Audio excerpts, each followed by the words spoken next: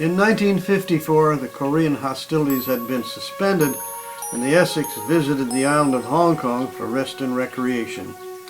Hong Kong was a British Crown colony at the time and was sometimes referred to as the bargain basement of the Orient because anything purchased there was duty-free, no matter where it was produced. I bought a German Exacta camera there for $180, half what it cost in the United States. The British lease on the island expired in 1997, and Hong Kong is now an administrative region of the People's Republic of China, and, so I'm told, is no longer such a great place to shop.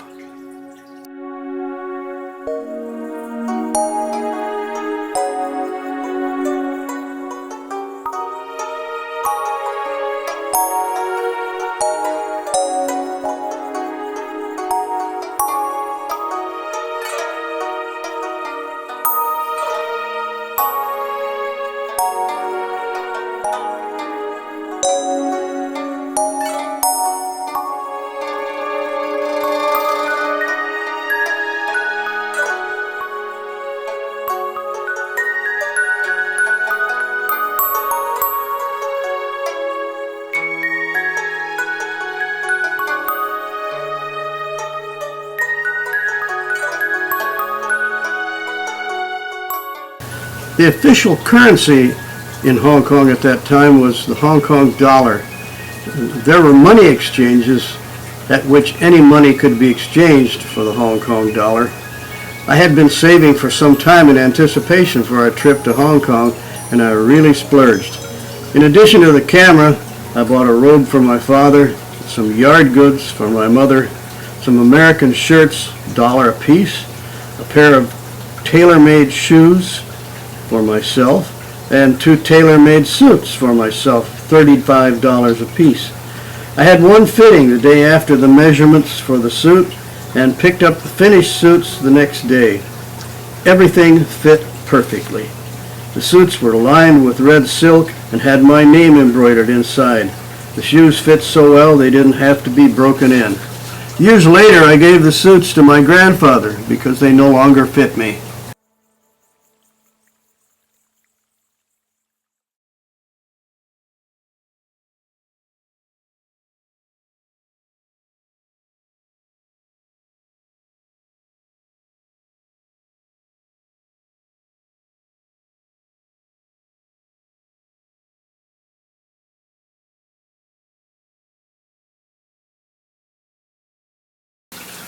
We were warned not to take the rickshaws because they couldn't be trusted, but rather told to take the taxis because they had meters and could be trusted to take you where you wanted to go.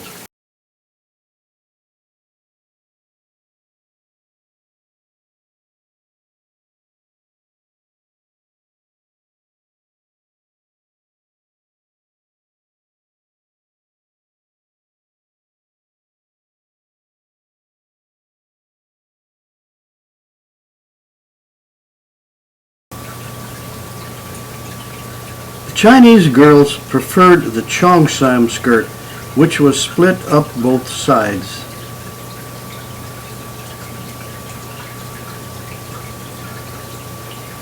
American sailors also preferred it.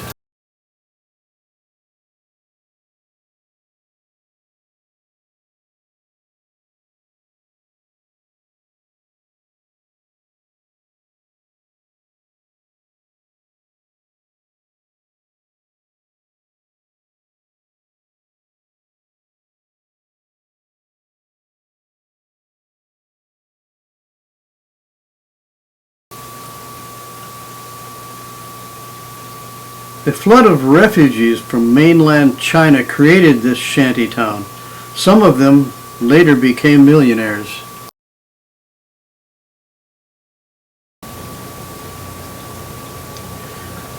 This oriental fantasy was Tiger Balm Gardens. It was built by a Chinese millionaire who made his fortune selling a balm that was reputed to cure everything. The garden was demolished and redeveloped in 2005. The balm is still sold today.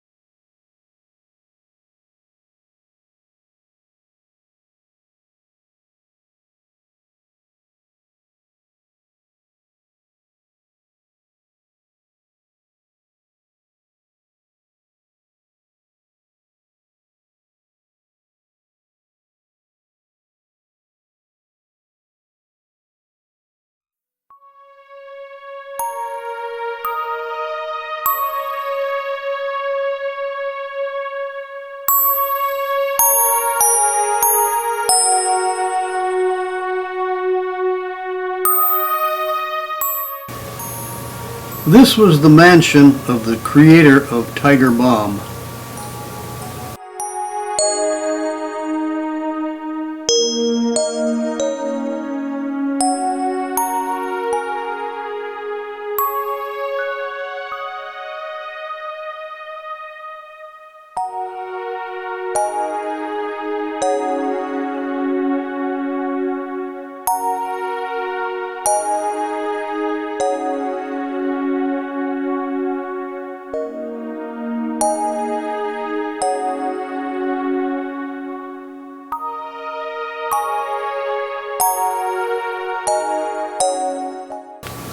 A large fishing village occupied part of the island of Hong Kong. It was quite congested. Many of the occupants were said to spend their entire lives aboard the boats.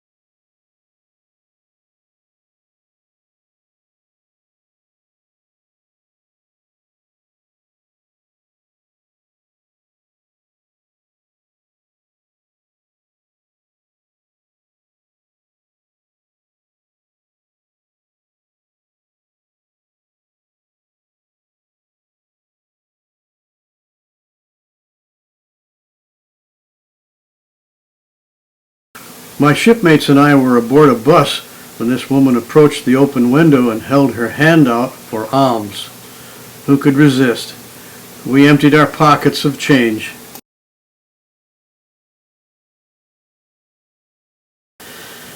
There were a number of these floating restaurants near the fishing village.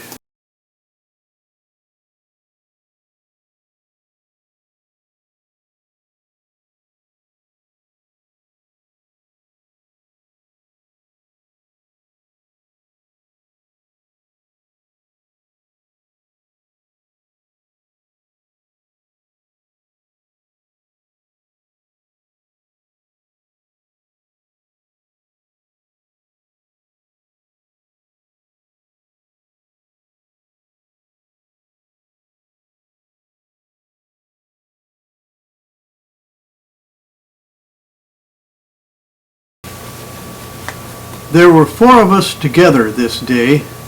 Myself, taking the picture, this unknown fellow from Photo Intelligence, the tall photographer named Fabio, and the last photographer named Western. I wonder what they are doing today. We had taken a tram to the top of Victoria Peak from which we could look out over the harbor.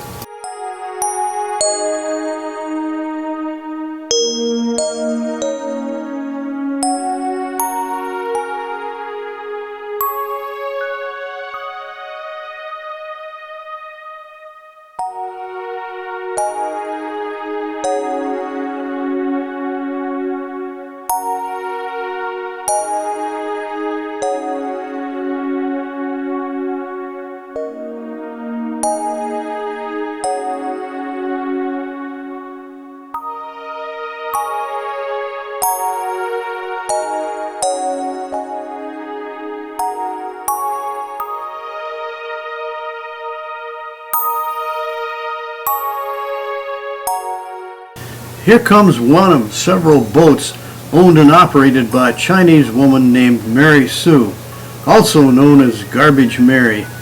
She and her girls were allowed to take our trash, which they gleaned for goodies and sold. For example, one of my shipmates cut open a cigarette lighter that he had bought in Hong Kong and revealed the word Schlitz inside. In return for our generous gift to her, she and her girls, using paint we provided, painted around the ship's hull at the waterline. Here's one of the mess cooks watching Mary lower some of her trash to her boats.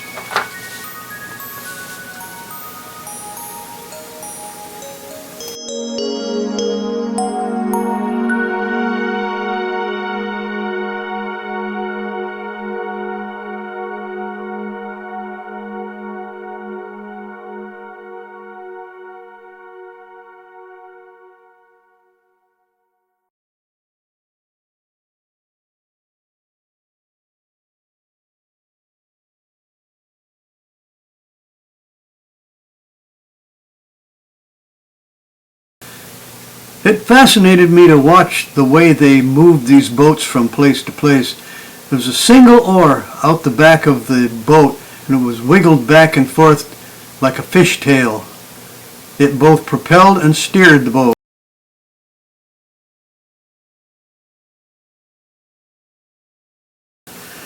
Hong Kong was great liberty. Everything was cheap. The food was good, and there was much to see. We visited there twice while I was aboard. Now it's back to sea. It's something about some islands named the Tashens.